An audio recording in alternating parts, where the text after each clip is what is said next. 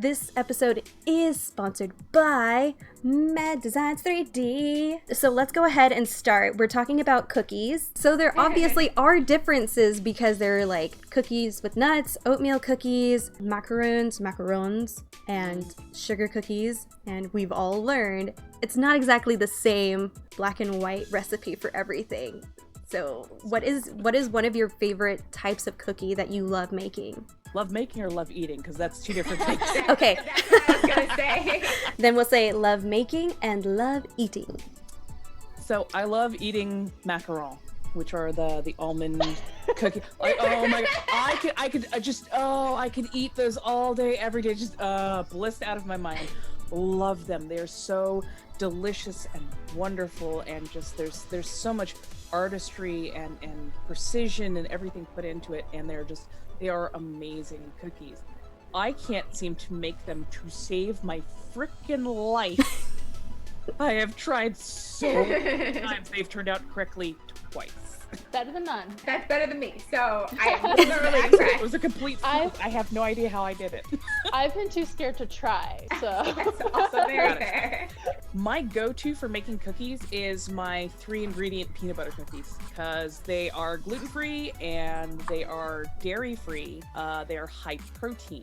So all it is egg, sugar, and peanut butter, and you can make peanut butter cookies right there. So it's a good little thing to have. Love them. I too love eating macarons.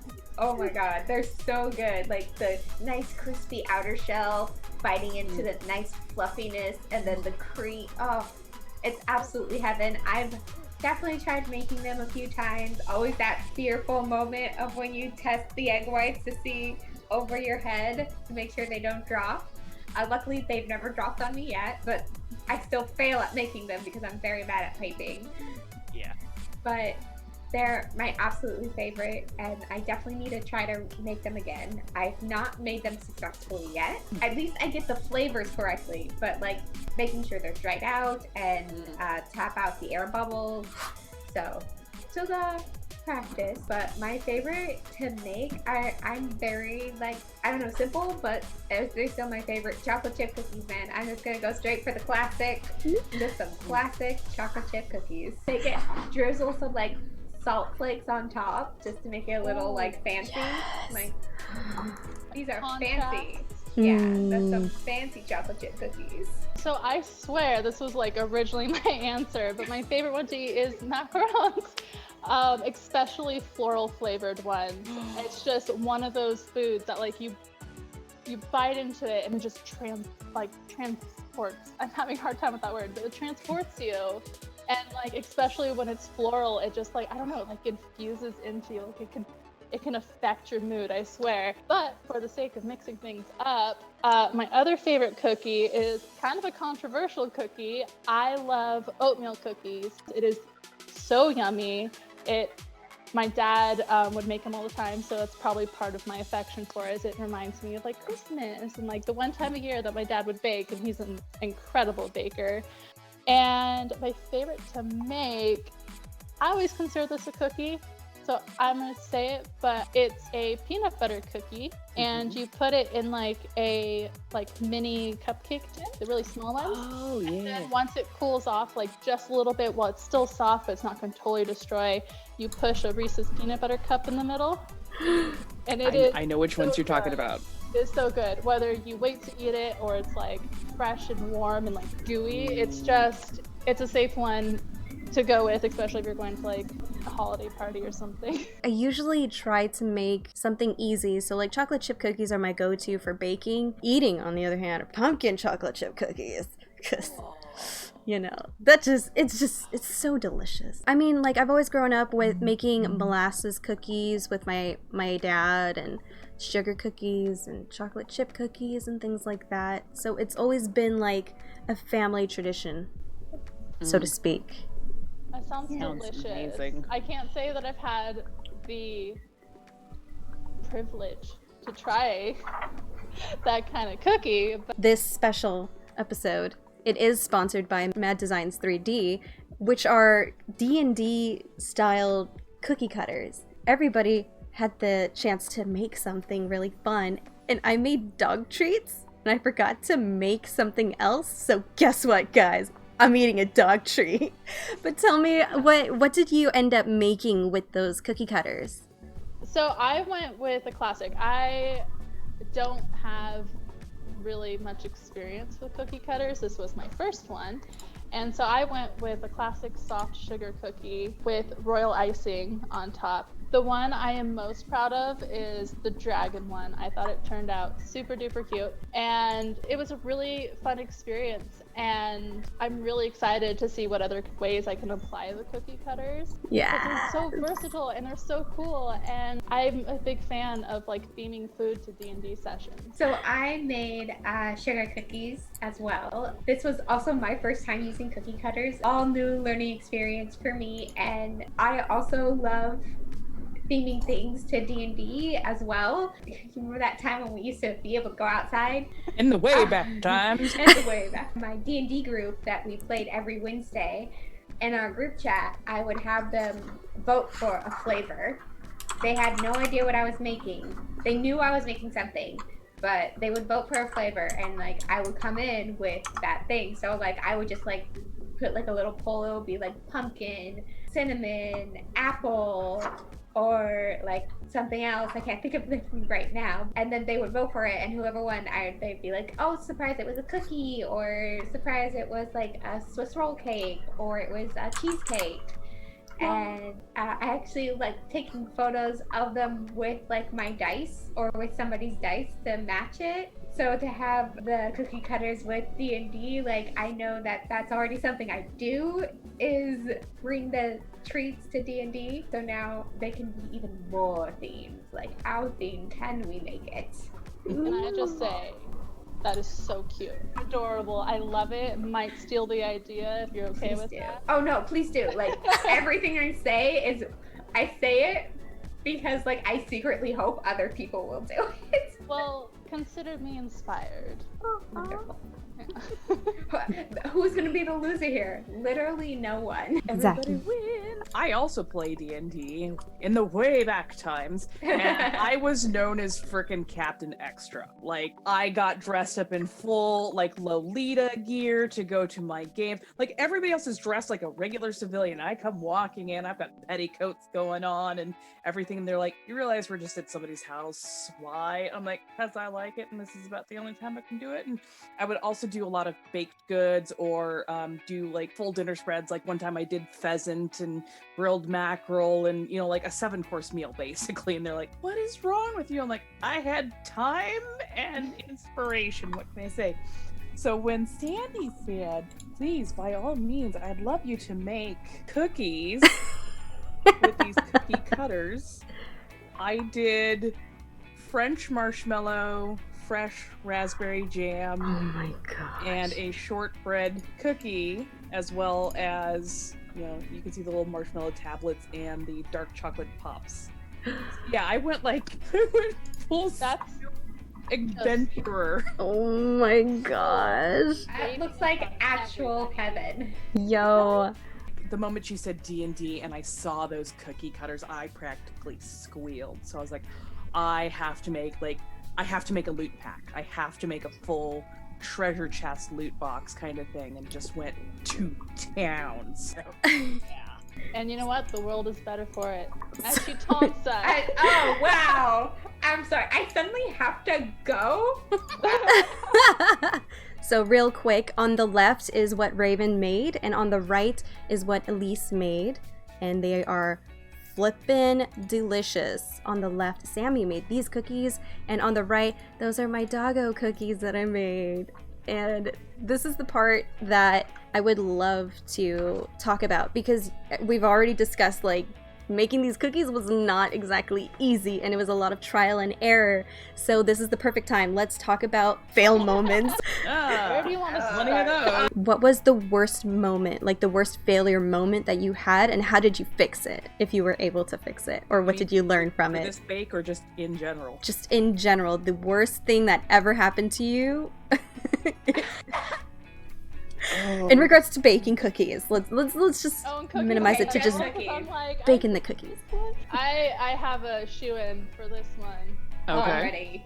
I discovered my interest in baking at a very young age. I actually really wanted to be a patissier, and my dad told me, well, if you want to be a patissier, you're going to go to business school, and I didn't want that. So I would bake all the time, and one of my early ones was actually a sugar cookie, and I've only cooked them or baked them one time aside from that before this, and there's a reason why. Young me was happily and dutifully making her cookies, and then my family came home and tried them and spit them out because young me didn't think to check the difference between the two white grainy things, and not only made them overly salty, but the way that I grew up with them is like you roll it into a ball and then you press it into the, well, it's supposed to be sugar, but in this case it was salt. Oh no. Then you bake it, and so it's just lots of sodium. Not great for your blood pressure or bloating. Oh my And god. I wouldn't recommend it for Whoa. your taste buds either. Okay, raise your hand if you've accidentally put salt instead of sugar. Oh, come on! No. You and me then. You and me. Yo, it's I okay. understand how it happens. Yeah. No judgment. I've just always been taste blessed. it now. I like take one little, Oh man. definitely sugar. No, I could totally see how that would happen. I just keep my salt in like their salt container just so that doesn't happen, because I am squirrely enough that it'd be like, oh, it's a jar, dude. Oh, that didn't work. So I'm like, I mean, we're keeping it in the container just to make sure. I've definitely done the thing where like I was like pouring salt in and like the cap fell off, so it was just all salts. I've definitely done that before, but like cooking. Mhm. Oh no. Get the spoon in there, just scooping it out. Yeah, and you're just like, potatoes. If it's like a stew or something, stick some potatoes in there, and it'll Yeah. soak up the salty flavor and make it like not that. If you have any questions for our panelists, please leave it in the comments. We'd love to check it out and answer these questions and just say hi. I'm trying to remember like my worst foobar, but it wasn't cookies. It's bread. For the love of me. I love making bread. I don't necessarily like eating bread, but I love making bread. But I suck so bad at it. It like, it's not that it's inedible, it's that it is very Renaissance hardtack. Okay, it is thick, it is dense. Like you need a stew to like sop. Just it's always so dense and so aggressive, and always I somehow don't put enough salt into the damn thing, or a little too much by like a cup, and just like I don't know what I cannot get bread to work for me for nothing, but I'm gonna keep trying until I figure it out, because I don't just give up. Oh, I can't wait. Way to improve. I cannot wait for a bread live episode. Like, I have horror stories about bread and cake. So, I've had a lot of fails, which ends up with me crying on the floor. But I think with cookies, I remember the very first time I tried to make macarons, and it was just basically way too hot in my house. And so when I tried to pipe them, it just like there just oozed out. Like there wasn't anything. And so like I had like a big puddle instead of little tiny cookies. oh no. And I was just like, I wonder what happens if I bake it. So I still tried to bake it, and then I still tried because I made them years later to not much success, and I will try again. Oh, But no. I think that was my biggest fail, and yeah, I think the most important thing is just keep trying, Absolutely. and it's okay to cry. Oh Yes. no. Oh, Unless your Oh, cookies I've are already that salty. Done that. Yes. You're like, oh, this is not good. Also, I gotta say, Elise, I love the attitude where you're like, well, made this far. Reiko asked, do you guys make vegan cookies? I have actually I have made as well. vegan cookies. So what is your flour like go to? I go straight for almond flour. What makes it different from a regular cookie minus the other obvious ingredients? Like, how do you substitute those sort of ingredients? You can actually make almost any recipe vegan by substituting either half a banana per egg, or I think it's a quarter cup of applesauce per egg. And those work as your binding fluffy agents. So yeah, you can take just about any regular recipe and make it vegan by substituting those in. Right now, like in our day and age, it's really easy to find vegan replacements that are just labeled as regular, like, I shouldn't say regular, like the dairy version or whatever. Like you can find vegan butter with the regular, like normal dairy butter. I definitely, like, just on a personal level, I definitely have to be careful with that and be extremely mindful because I'm actually allergic to avocados. Like, it is a really bad allergy for me. In the vegan community, they love replacing things with avocado, and it would kill me. So I have to stop, and like, especially with vegan stuff, I have to stop and look, because like, even if it's cooked in like avocado oil, I have to be like, I don't know if it would affect me, but I'm not gonna try. But so luckily there's like almond, like you can find like butter that's made from almonds or something like that. So it's really still easy to get replacements. Nice. I always had a question about that sort of allergy. Like, does it also affect you when you use other ingredients like grapeseed? I don't know anything about grape seeds, but like I've seen grapeseed oil, and I didn't know if that's in the same kind of like tree. So my specific allergy is apparently tied to latex. Oh. So there's two different reactions to avocado allergies. There's the normal, you swell up and that stuff. Then the other one is, I'm so sorry, you guys, you vomit uncontrollably. It apparently is tied to latex. So that's actually tied to, I think, kiwis, mangoes, and bananas. I am not affected by those at all. Avoid jackfruit. Maybe, but I'm only allergic to avocados. I also have like really severe food allergies. I'm in the anaphylactic shock party though, not the vomiting uncontrollably party. But what I did learn from my adventures in almost dying was that there are a lot of cross allergies. So if you're allergic to one thing, it usually means you're allergic to like 6 other things. And there are also thresholds. So you've listed, I think it was mango and kiwi as ones as well, that you could potentially have allergies to. And so like maybe if you eat a little bit, like you won't necessarily have a reaction, but let's say that day you were exposed to other allergies. Maybe there's a pollen in the air that like can kind of aggravate you as well. And so if you eat those items when you're exposed to the other allergens, you still have the potential to have a reaction. As a warning. My goodness. All I know is I regurgitate a lot. You're an albatross. No, oh, wow. My intolerances just seem like nothing now. Except for oh god. So I have a sulfa drug allergy, and for some reason it has extended to pretty much anything that contains sulfur. So sulfites in wines make me really ill. And just, I feel like I break out in this rash and I feel like I've been hit by a Mack truck. I cannot have the sulfur dioxide that they use to preserve a lot of fruits. It feels like glass going down my throat. And then sulfa drug itself is the anaphylactic. So yeah, it's that weird crossover. And then, yeah, I can't have soy because I had a specific kind of cancer, and soy contains a lot of phytoestrogens, so that sets my system off something terrible, and it could bring back cancer, so we have to avoid those. And then, what's the other one? Oh, yeah, gluten. Sometimes I can have it, and then sometimes I just feel so horrifyingly ill if I've had it, so. Disclaimer, none of us are doctors that I know of, so take everything we say with a glass of a grain of salt. You know what, according to us, with our mistakes, nope. Do your research, don't listen to random people on the internet, but always do your research. Yeah, and as tedious as this sounds, and I've had people advise me to do this all the time, and I thought it was so annoying, but it's very useful.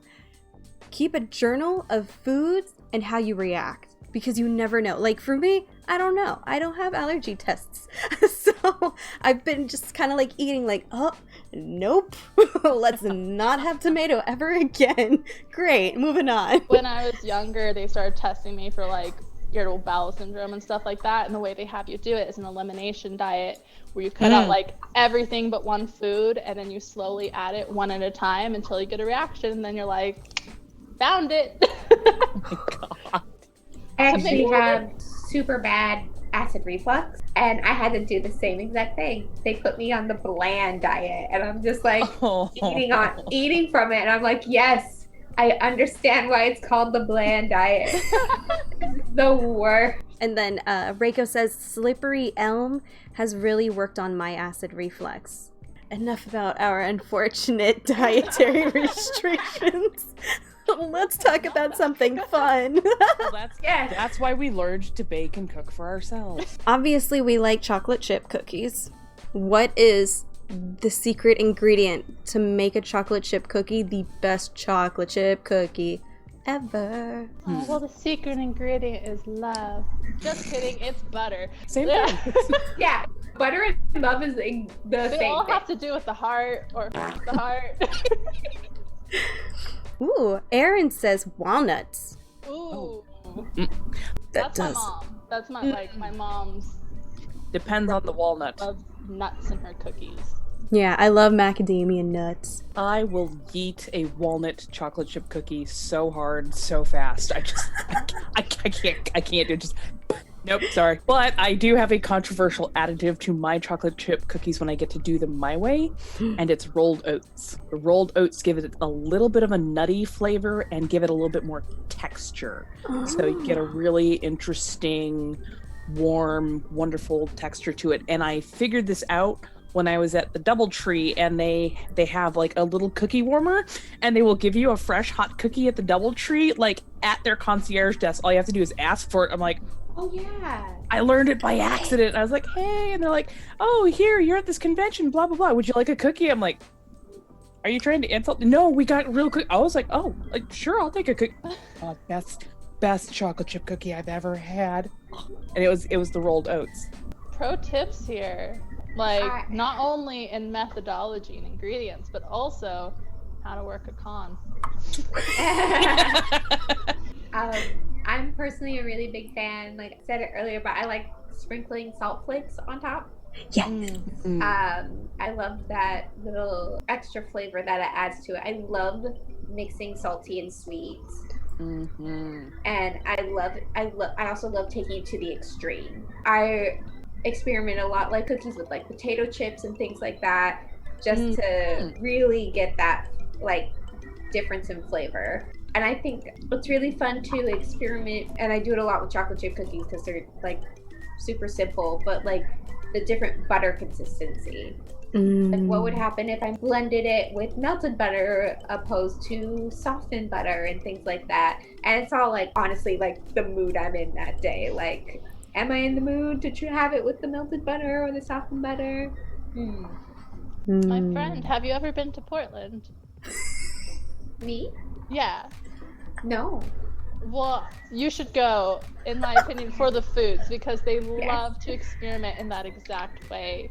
And especially with like the contrasting of flavors and like using the saltiness to bring out the sweetness, and like they get really inventive with like pastries, and like, I don't know, it's like little hipster chef utopia. So I am ready once we can.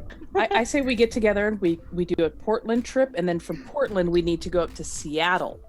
Oh my god. we'll keep Yes. it like San Francisco, Yo. and then just Are we going on a trip?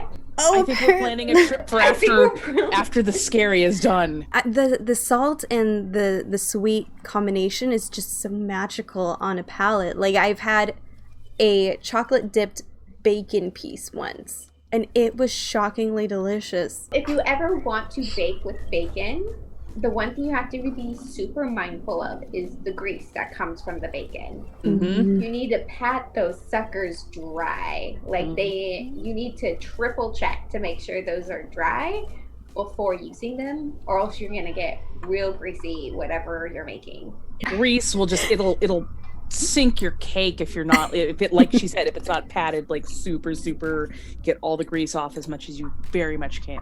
Yeah. Yeah. But I've done it. It's possible, and they were very good. But since then, I've actually stopped eating bacon altogether. I stopped eating, I don't eat pork products at all, so. The best cupcake I ever made was an American breakfast cupcake. And so I did basically a pancake batter cupcake. I did a maple syrup frosting, and then I topped it with candied bacon. And so it tasted like an entire pancake breakfast in your mouth, ready to go. God. So good. Oh my God. Experience. That's my Yeah, that Experience sounds I really want. good. Yeah. Reiko says, if you guys can make some organic / gluten-free semi-sweet vegan salted caramel cookies, love Miyoko's vegan butter. With walnuts, I'll pay top dollar for it. Cannot find organic gluten-free anywhere. This just gives me ideas because I love a good challenge. I'll see if I With can my search. D&D group, I definitely tried different types of cookies. I think my favorite one I made, though, was I made a peppermint bark cookie. And I remember, so my D&D group, one of them, we all work for Disney, and we would meet every Wednesday at the Grand Californian and play D&D there. I would make all these cookies or whatever I'm making, always have a box because we would always have the same waitress. And so there'd be a box specifically for her. One day she had the peppermint bark, and I was just like, everyone's already eating them and I'm not. They're like, why aren't you eating them? Like, I'm waiting for the right time. I bought myself a hot chocolate because my whole plan was I was gonna dip this sucker in my hot chocolate. But I was waiting for I for some reason I just needed it to be dark outside to enjoy it. And so I was waiting for the sun to drop, and my waitress was just like, oh, you've always been you always treat us. She added some, I think it was French vanilla to my hot chocolate, made it a little fancy for me. And then I dipped my cookie into it. I'm just like, this is heaven right now. This is where I am. And it was so funny because my rest of my D&D group was just like, oh, at least that was the good idea right there. And it was so worth it. Yo, that is so How I perfect. feel about these D&D cookies and the build up, waiting. Yo, okay, perfect timing. Real quick, this episode is brought to you by Mad Designs 3D. It is all about that D&D life and is taking it one step up with cookie cutters. The designs include D20, tentacles, crazy balls of eyes, mimic, and the dragon. They are dishwash safe, and they can range up to 4 inches when you cut. Pre-bake. Heads up. They are releasing a holiday set as well, so definitely follow them on Facebook, Instagram, their website, all that jazz. You can get a full set of 5 for $20. Just check it out. It's magical. They are awesome. These came out surprisingly really well, so you can do it. I had minimal problems, and most of those were actually cleared up by adding a little non-stick spray to it real quick as I was cutting it out. That's so It also just didn't help that I had a super crumbly dough to begin with, but yeah, they were, oh my god, I love them. I really, really do. Honestly, I screamed so loud that my roommates thought something was wrong. Oh no! I just got D&D cutters, yay! For those just tuning in, I am super novice at cookie cutters, so this was a first experience, and I would describe it as a positive one. Katie says, hi Elise, tried the recipe you used for Earl Grey cookies a bit back. They were so yum. Yo, Elise. How have you not talked about Earl Grey cookies yet? And putting lavender in it. Okay, I have Magic. not, but I am so for lavender cookies. Lavender is one of my favorite floral flavors. My friend actually posted, she made Earl Grey cookies. I'm like, those look so good. Can I have the recipe? And she sent them to me. I made them myself, and it was so good. They were so good. It was just a regular shortbread recipe, and then you actually have to use the Earl Grey tea. You don't make the tea, you use the leaves themselves. Finally blitzed, right? Yeah, you toss those in, and then the recipe also had some lemon in it, so it was so good. Yeah, that citrus really brings out the bergamot flavors in Earl Grey. I almost feel like serving that with a vanilla, like some milk with vanilla in it would complement it really well. Like, I don't know, is flavored milk, like, do people do pairings with cookies? If not, we should make that a thing. We should totally make that a thing. Make But it a like a sandwich little cookie. that vanilla to like offset. Yeah. Make it a sandwich cookie. Give yourself like a double cream or something inside, like a double cream icing or double cream frosting inside. I think that'd probably pair so well. A London fog. So now that we're getting closer to the end, it's time to taste your cookies. And I vote for Elise to go first. First off, look at that. This whole display with the dice box and the cookies in with the dice and your little booklet with the quill pen. And you even have like your stats in there. Props. Mad props. I wrote I just had like some quick little notes and stuff. I think I used the very first dice. My friend Alex got me those dice, but I felt like they worked with the mood. And then my friend Allison gave me that pen. You have to be in the mood when you're playing, and having that feathered pen is always good. So true. All I right. think I'm gonna take a bite out of my mimic because I think it looks so good. That is super. I think the mimic Wow. is like It looks one of the crisp. Better than Yeah. Oh my god. So much better than mine. So much better. like I would I'm have so had proud of this. way easier of a time trying to Wow. fill that in with icing. Like, And don't get me wrong, I did not bring my worst ones with me. There's I'm so ashamed of them. They're Oh my still gosh. in the fridge. But yeah, Cookie I'm shaming. Cookie shaming.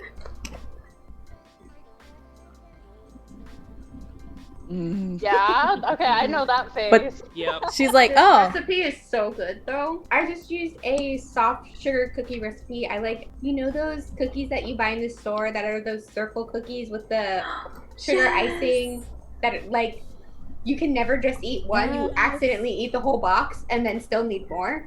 yes. I use a recipe that I use to make those because I love making those cookies, especially since my favorite thing about those cookies is the fact that you just slather on the icing and put sprinkles on, and no matter how it looks amazing. So I use that, and the first time I made them, I rolled it out too thick, and that was my issue with it. I did it too thick, and then I rolled it out a lot thinner, and that's how I got my mimic to work out, is because I did it was really thin. One more time. This is what her cookies look like, and they're so beautiful and delicious. These are Sammy's cookies, and they're very colorful. They're I- super cute. Didn't do the presentation that everyone else did. Like, I'm hearing the setup and I'm like, wow, oops. In my defense, I'm a student. I'm definitely gonna eat one of the ones that I don't like. Sammy, you're the only one that actually that got to piping, because I don't pipe doggy treats, period. Piping is just another form of drawing and art, and it's I think it's actually one of my favorite parts it's of just, baking. I love to decorate. It wasn't only my first time using cookie cutter, it was also my first time making royal icing. And it was actually pretty successful. I can say that. The royal icing turned out good. One wasn't super terrible until I made two mistakes. The details on the beholder has the kind of bloodshot eyes. So I tried to do that, but the white set too soon. So I had to cover it up so the eyes are kind of lumpy. You can kind of see the pink. And then this broke off and fell face down. So I adhered it with more royal icing. Honestly, can you have enough royal icing? Eat the beholder. Beholder. Since I had the mimic, you should have the beholder. Okay, fair. That means that everyone has to do something different.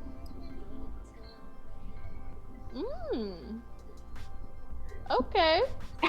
if you can compare it to one of those cookies you can find in a store, which cookie would it be? Ralph's, sugar cookies specifically. But yeah, it turned out really good. Royal icing, I think I like a little bit more before it's set, but it's still really good. And it did turn, despite my adventures with piping, it still turned out good because I had such a good guide to follow. Alrighty, so these are my cookies over here. These are Doggo treats. I have to emphasize that these are Doggo treats. These are not people treats. They're people can eat them.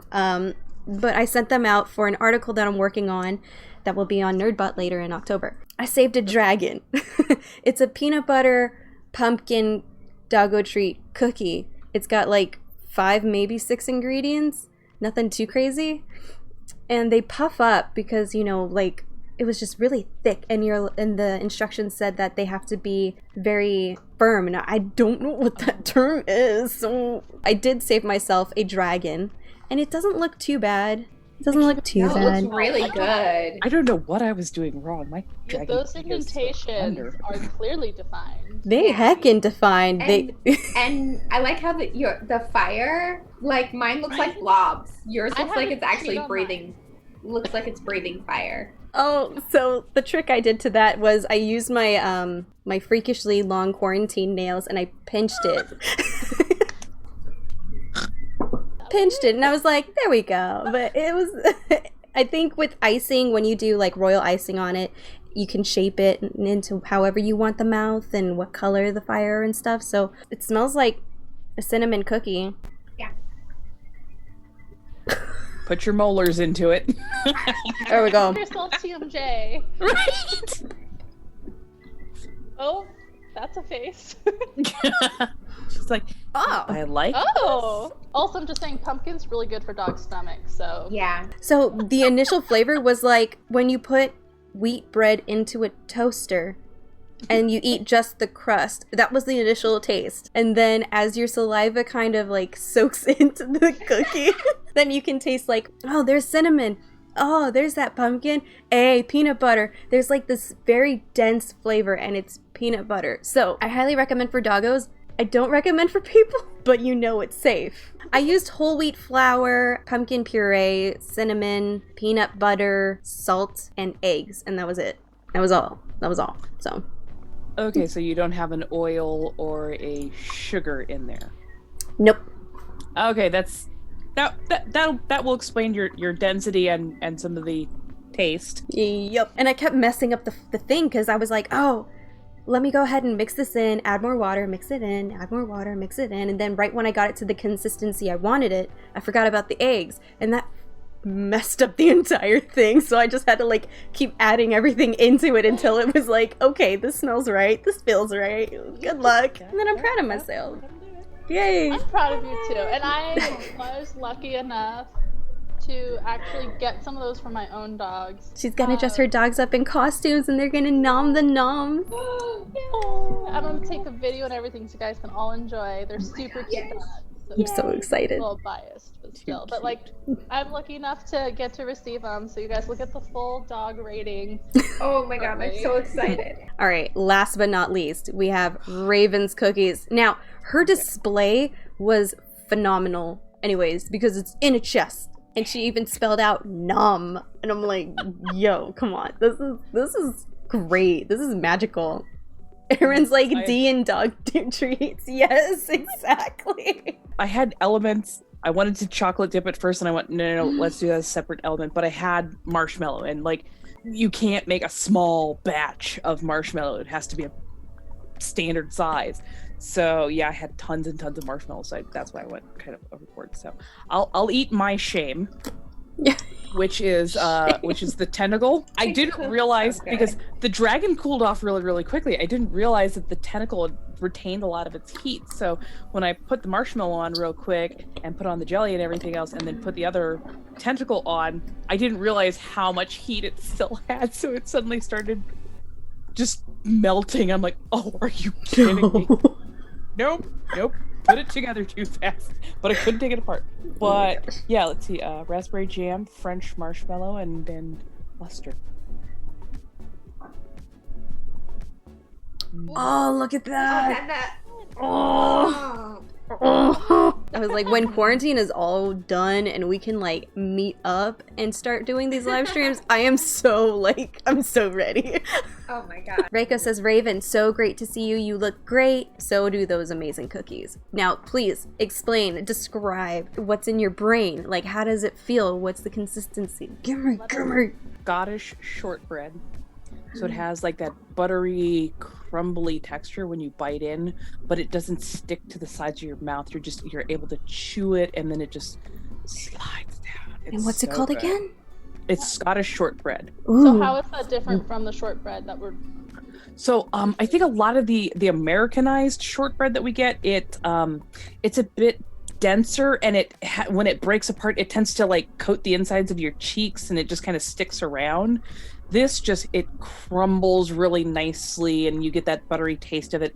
And then when you swallow, it goes down, but you don't feel like you've got butter on the inside of your cheeks going, yep, that's definitely a shortbread cookie. Ooh. It's just, oh. And then I did a French marshmallow, which is you add egg white to the gelatin and to the hot sugar, and it makes it even softer and fluffier. It's in your mouth.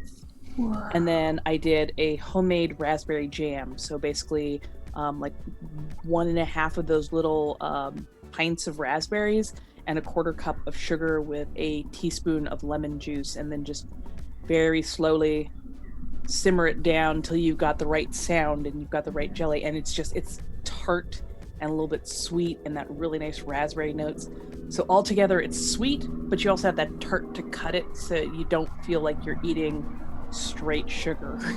Yum. Oh, good. So, did you make the marshmallow as well? Yes. Wow. Yes, I made the marshmallow, I made the jam, I made the cookies. I made everything. What a queen! You're like the right honestly. kind of extra. You're the kind of extra that I like to be around. Oh, Yo. Well, because I figured, if I bought the marshmallow fluff, it's, I don't know, it doesn't always have the right consistency, and sometimes it's grainy, and sometimes I don't like it. And I'm like, if I screwed up, well, then that's my own fault for doing that. So I can't be mad at anybody but myself. But this came out like really super, super well, and I think I'll be doing these again for sure. I'm just watching. Oh man. The straight oh my gosh, Kraft would love to hire you for a commercial. Bring it on, by all means. You managed to get that advertised level of you eat with your eyes first, right? Oh, so good. Oh my god. Katie said homemade marshmallows are amazing. Yes, they oh god. And there's ways to make it vegan. So marshmallow is sugar, usually caro syrup or corn syrup, just so that your sugar doesn't fracture or crystallize too bad. Gelatin is sometimes used, but you can use agar-agar as a vegan substitute. And if you want to add an egg, that's the French method. If you don't add the egg, then it's the American or the European method. But yeah, you could absolutely make marshmallows at home vegan. I'm just a dirty, dirty, dirty non-vegan person. But it's always good to have the knowledge, or in case people who are vegan or who want to try the vegan versions, Or who have egg allergies. Yes. This is why you dame red bento. It's just, oh my gosh, this looks delicious. And honestly, knowing the journey that you went through to make these cookies, they look amazing. They seem to taste really good from your responses and your reactions. I say this was a success. A solid success. And I love those cookie cutters. I'm going to be using those for so many different things. One more time, the cookie cutters are from Mad Designs 3D printed and painted miniatures to enjoy for your tabletop adventures. Check out their shop and find something you like. Their website is maddesigns3.com. And keep an eye out for their holiday collection. Oh my gosh, they are so cute. I'm so excited. And Can't seriously, Mad Designs 3D, thank you so much for sharing. I had so much fun with these, and it's cool to see how everybody approached this differently and the different directions you could take it. She also has a recipe for sugar cookies that she really likes. She has them on the website as well, so definitely take a gander and check it out and all that stuff. But since we're wrapping up, shout outs. Shall we let the princess go first? Princess Bilbo. You're a dame. Oh my goodness. Well, I am Princess Bilbo, like Bilbo Baggins, on Instagram and Twitter. So you can follow me there. My Instagram is very much cosplay, but my Twitter has a lot of everything I'm baking and me crying over my baking. There's lots of crying over my baking, and me also crying over fandom stuff. So you are more than welcome to follow me over there. And then I can shout out everyone I play D&D with. I love you guys so much. Thank you for making D&D so much fun. Yay! And I can't wait to play again. I have Instagram. That's Lunar Esrai. But like, you follow if you want to. I appreciate it. It's cosplay and body painting, because like those are my things. But I wanted to do a shout out to wherever your local food pantry is. Since a lot of people are struggling right now, I just want to remind people that if you are able to go to your food pantry and donate hygiene products. It's something a lot of people forget. The shampoo, conditioner, toothpaste, things like that families might be missing out on right now. Yeah, I also actually donate feminine hygiene products as well. So a lot of tampons and pads. I think it's sanitary products for women and socks are the two most needed items at any pantry for people coming in. So if you're going to donate, those are usually the two biggest non-food items that are needed. Like, donate if you can, like, even if it's not hygiene products, but like it's also good to keep in mind, like, okay, where are there cracks that we can fill? I've taken a little hiatus from my Twitch stream, mostly because I'm trying to get a new computer constructed and put together, because my laptop is slowly but surely dying, but you know, that happens. But I can't wait to get up and running again, because I really, really, really want to show people how to bake and how to cook, and show them how to cook healthy and fresh and fast and really enjoy themselves. Because what's better than watching somebody else screw up, but then show you how to fix your own mistakes? That way you make fewer of them yourselves. But yeah, you can find me Dame Red Bento on TikTok, on Instagram, on Twitter, on practically everything. If you type in Dame Red Bento, you'll find me. And I would love to make a shout out to my old D&D group, because I really miss the living daylights out of them right now. And I'd like to shout out Steve, because he's our awesome DM who set up everything and really got us into D&D and really, really made me love it. So thank you. To Candace, to Reggie, to Sal, to Josh, and to Solar Gray, who is the runner of Back in the Deck. Thank you guys so much. You have made my D&D groups so much fun and so wonderful, and I really, really miss you all. Huge shout out to Mad Designs 3D. Like, this was absolutely amazing. We had so much fun with it. Your product is super, super cool. I didn't even know it existed until like Nerdbot articles. So definitely check that article out. It'll be coming out in October, but I will throw a link in Nom Talk Network's Facebook page. Definitely give a like and follow to our YouTube and Facebook page. Just thank you so much for watching and giving us the time of day. I know quarantine's really, really challenging for a lot of people. This is a really fun way to continue talking about food and really nerdy, geeky things like D&D and cookies. We're going to be doing this live stream every 2 weeks. And thank you, Sammy and Raven and Elise, so much for being a part of this and for your patience and fun creativity and your personalities. I love you guys so much. It was super, super fun. This concludes the very first Nom Talk Live. And we will see you guys in 2 weeks. So, bye-bye. Bye. Bye. Thanks for coming.